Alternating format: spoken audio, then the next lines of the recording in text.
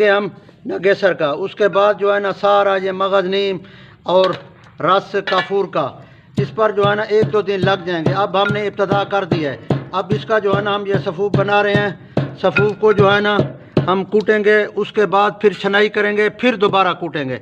इस तरह मेरे भाई ये सारा चलता रहेगा। कूटने के बाद छानी में छानने के बाद जो मोटा बच जाएगा उसको हम दोबारा कूटेंगे। हमने जो है ना वो बवासीर की दवाइयों का, नसूर की दवाइयों का सफ़ूफ बना लिया था।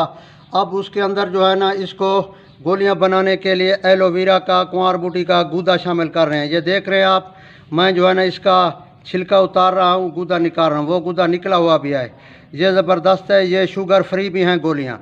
शुगर के मरीज़ भी, जिनको बवासीर है, फस्चूला, नासूर है, भगंदर है, वो भी ले सकते हैं। या जिनको पेट के अंदर या आंतों के अंदर वर्म है या फैटी लीवर है, उसके लिए भी ये बेहतरीन है।